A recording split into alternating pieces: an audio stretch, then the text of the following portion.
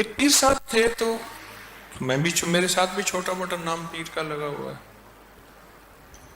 تو مجھے پتا چلا ان کے علاقے سے بہت سے لوگ آتے تھے دم کے لیے، دعا کے لیے، دوا کے لیے. تو وہ پتا چلا کہ مجھ سے ناراض ہیں.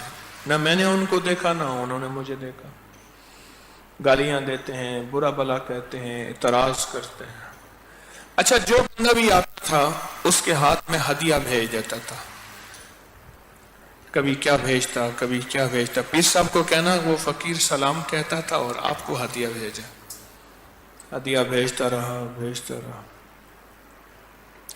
ایک دفعہ کچھ مہمان میرے ساتھ تھے تو میں ان کے ہاں گیا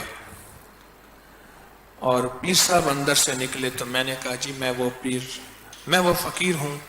اپنا نام. اچھا آپ ہیں وہ جو ہدیہ مجھے جی جی میں خادم، میں ہوں آپ کا.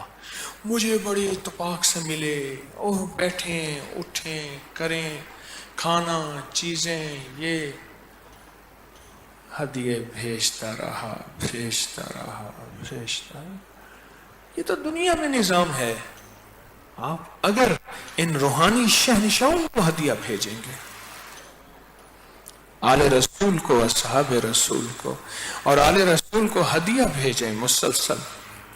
آپ تلاوت کریں، آپ تسبیح کریں، آپ اعمال کریں، آپ کوئی صدقہ خیرات کریں، آپ کسی ضرورت مند کی خدمت کریں. اس ضرورت مند کی خدمت کر کے ہدیہ ان کی بارگاہ میں پیش کر دیں. اس بندے نے جو اب مجھے بتایا میں بتانا چاہ رہا ہوں، جس نے کہا کہ میں یہ ہدیہ دیتا تھا، یہ ہدیہ کہا. اب ان ہستیوں سے میری کلام شروع ہو گئی.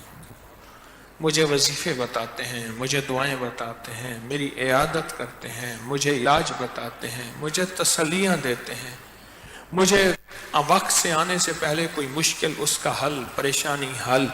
یہاں تک بتاتے ہیں کہ یہ مشکل اتنا جلدی تیری ٹل جائے گی، یہ تجھے سرخروئی ملے گی، یہ کامیابی ملے گی، یہ عزت ملے گی، یا شان و شوکت ملے گی. آپ بھی اگر چاہتے ہیں تو 2 تسبیح سورۃ قل ہو اللہ کی صبح شام پڑھ کے حضور کے گھرانے کو ہدیہ کر دیں. آپ بیٹھ کر نہیں پڑھ سکتے، آپ چلتے پھرتے پڑھ لیں، آپ سواری میں پڑھ لیں، گاڑی میں پڑھ لیں. آپ بے وضو ہیں تو بھی پڑھ سکتے ہیں، باوضو افضل ہے. مجبوری ہے تو زبان تو پاک ہے، آپ بے وضو بھی پڑھ سکتے ہیں. لیکن یاد رکھیے گا یہ ہدیہ آپ بھیجتے رہیں آل رسول کو، حضور کے گھرانے کو. کچھ عرصے کے بعد آپ اپنی زندگی کی گھٹن دیکھیں گے ختم ہوئی ہے، کوئی تازہ ہوا آئی ہے، آپ کی زندگی کی مسائل حل ہوئے ہیں.